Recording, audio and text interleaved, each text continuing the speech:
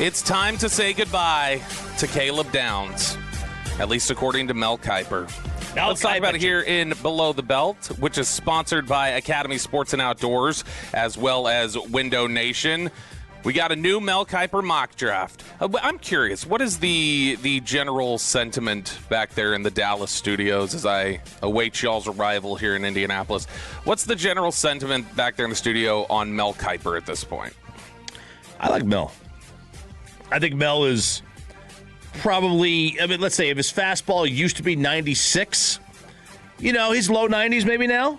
He's more of a, he's learning how to pitch, not just be a thrower.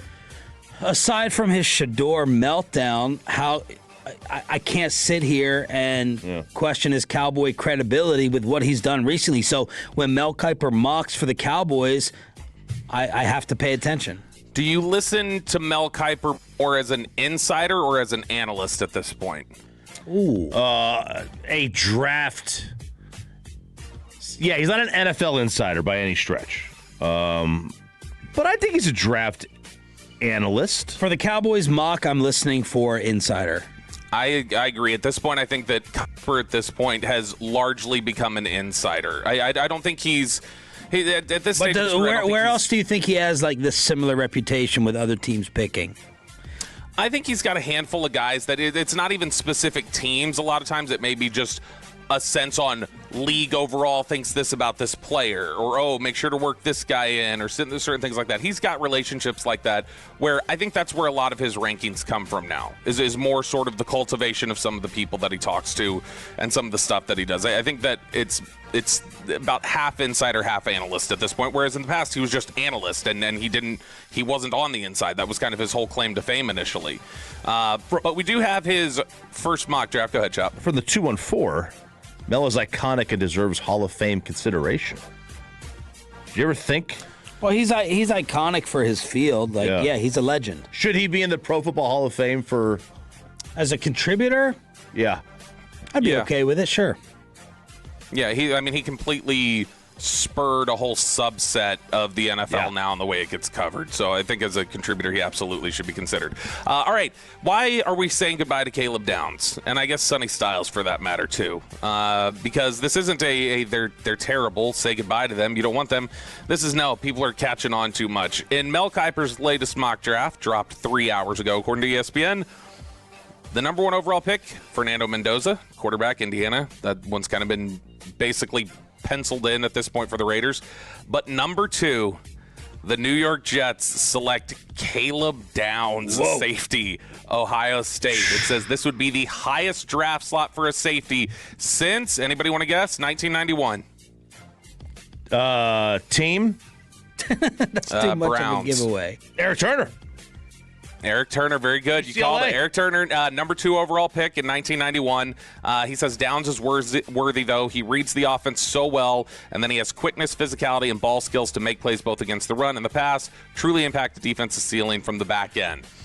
What did Woody Johnson do with their defensive game plan with that story that was out? So he was going to, they were interviewing Wink Martindale and talking to Wink Martindale about, hey, you're going to come in here, you're going to be the defensive coordinator, call the defense, it's going to be wonderful, can't wait to have you here, Wink. And then he went back in for a second interview, and all of a sudden it was, all right, can't wait to have you here.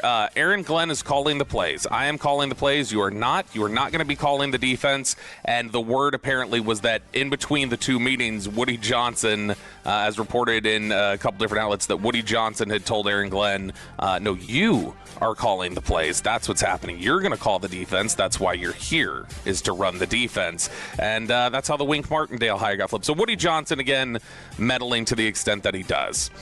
Number 3 overall pick, the Arizona Cardinals take David Bailey, edge rusher out of Texas Tech. Titans at 4 take Arvell Reese. Giants get offensive tackle Spencer Fano from Utah. Carnell Tate, the receiver from Ohio State, goes to the Browns at 6.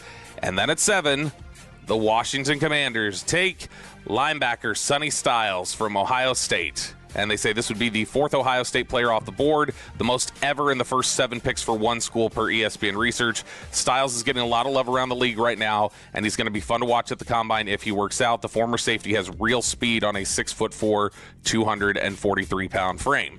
So you can round out the rest of the picks leading up to Dallas's. It's Mekhi Lemon, receiver from USC. Jeremiah Love, the running back from Notre Dame, goes to the Chiefs at 9. Ruben Bain, edge rusher from Miami, to the Bengals. Francis Mauigoa from Miami goes to the Miami Dolphins. And the Dallas Cowboys are sitting here. And you've lost Caleb Downs. You've lost Sonny Stiles. And if I just said blindly without telling you the player yet, this is the position I want. If you're telling me generally everybody's kind of the same at this spot, what position do I want the Cowboys taking here? Corner. Chop? Corner. Okay. All right. Mansour Delane, cornerback, LSU, who Nick mentioned with us at 8 o'clock, is kind of like becoming his big crush, and it makes sense. Again, Ryan Smith, who Nick had mentioned, just hired on to work with the defensive backs, somebody close to Christian Parker. He initially had recruited Mansour Delane to Virginia Tech years ago, and so there's a familiarity there. They write that no team gave up more passing plays of 25 or more yards last season than the Cowboys. They gave up 46. God, 3 25-yard passing plays a game. Oh, my God. Lord. That's insane. Trayvon Diggs was... I'll say this, man. If this is how it ends up, I know everybody wants Downs. This is perfect. To me, corner's their biggest need anyway. And I think that even though they may find Downs to be the better overall player, this is one of those kind of like the decision is made for you, and it's the fortunate one because it's the corner's a more important position on the field anyway, right? Higher premium position. This to me, I know you missed out on the player that you love. Yeah. We all love Downs. We all love Stiles, but this is the right position to take as far as I'm concerned, and it forces them into it. I agree. And this is what Mel writes. He says, Diggs was cut at the end of the season. Bland is coming off his second surgery on his left foot in 2 years. If there weren't already enough signs for Dallas, the entire quarterback class is still available at number 12 here. So you get your pick of the litter. He says Delane can shut down opposing receivers while also making a bunch of plays on the ball. He broke up 11 passes and pulled down 2 interceptions last season. Best cover guy to me in the draft. I mean, Jermon McCoy is really strong from his film that was literally on those Betamax tapes from so long ago. It was the last time that he played. But Jermon McCoy from Tennessee goes at 13 to the Rams. Jordan Tyson, receiver, 14 to the Ravens. So things are setting up, looking like, okay, you've still got some edge rushers on the board, some linebackers for the Cowboys as they approach 20. 15 to the Buccaneers, C.J. Allen, linebacker from Georgia. Peter Woods, the defensive tackle from Clemson, goes to the Jets at 16 in this mock. The Detroit Lions take Zion Young, edge rusher from Missouri. 18, this one would potentially sting them a little bit. This is somebody who's been talked about in the second round for much of the draft process, but it's starting to generate some buzz that he could be a guy that goes closer to the top 20. And you've already done corner. Minnesota Vikings at 18 take safety from Oregon, Dylan Thieneman. And Thieneman is a lot of the boxes that you want checked for what Christian Parker wants to do here. But he ends up going to Minnesota here. Keldrick Falk, edge rusher from Auburn, goes to the Panthers. And then the Cowboys sitting at 20. This is a name he keeps throwing out. Now, to be fair, Mel was throwing out Sonny Stiles for a while at 12. Now he's thinking that goes earlier. He thinks Sonny goes earlier than Dallas's pick. But the one at 20, I think he's thrown this in a couple times now, and it's not going to make Shan happy. Miami edge rusher and 25-year-old Akeem Mesidor.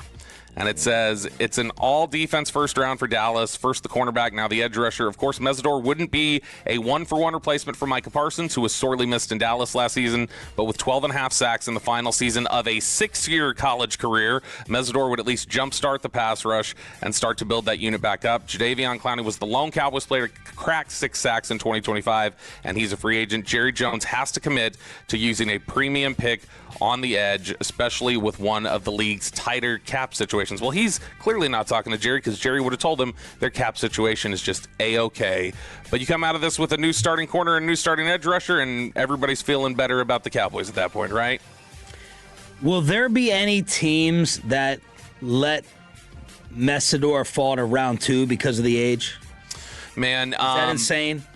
Probably not. I wouldn't think so. I mean, he's got some injury history too, but he's so ready. Like, he's so ready to come in and be an effective pass rusher. But see, that's the risk. That's the risk with these two positions at corner and edge rusher, is that at edge rusher, nobody looked more ready to come in and sack the quarterback than Donovan Ezeraku. And then I lost my hair. And so it doesn't totally add up all the time. It's such a difficult position to transition to right out of the gate, and corner's another one like that. And the teams that aren't going to let him out of the first round, to me, are we're right there teams, right? The Cowboys are not there, but this is like a Philadelphia fall to 23, a Buffalo, as you said, a Chicago, who is supposedly, desperate and thirsty for Max Crosby at 25, Buffalo at 26, San Fran at 27, Houston at 28, the Rams at 29, Denver at 30, New England, Crosby talks 31. That feels like perfect sweet spot. Seattle at 32. Look at those defenses that I just freaking ran down, and imagine adding that dude. Yeah, and if you look at the list of who are the other players that get taken behind Dallas, the rest of his mock draft, he only has one edge rusher going in the first round, and it's New England with R. Mason Thomas from Oklahoma. But you mentioned Philadelphia and who they might take there. Philadelphia, he has them drafting Oregon tight end Kenyon Sadiq, who has been getting a lot of buzz, but specifically from Daniel Jeremiah recently. Daniel Jeremiah started moving him up his rankings, and DJ thinks he's going to just blow up the combine, like that he's going to have one of the more impressive athletic testing. Bobby, real quick on this, he has Ty Simpson going to Pittsburgh at 21. If Ty has a good camp or combine, pro days, all that stuff, is that a trade down spot, flip spots opportunity? I would love it if he is impressive enough to potentially go in the top 15, and you can start making Minnesota stress and make Minnesota want to go up and get him. I mean, Michael Penix was thought to be a second rounder for so long, then he went 8. And McCarthy moved his way up, and Bo Nix moved his way up. And so if you have an impressive enough run as a quarterback, they will move you up the board. Below the belt.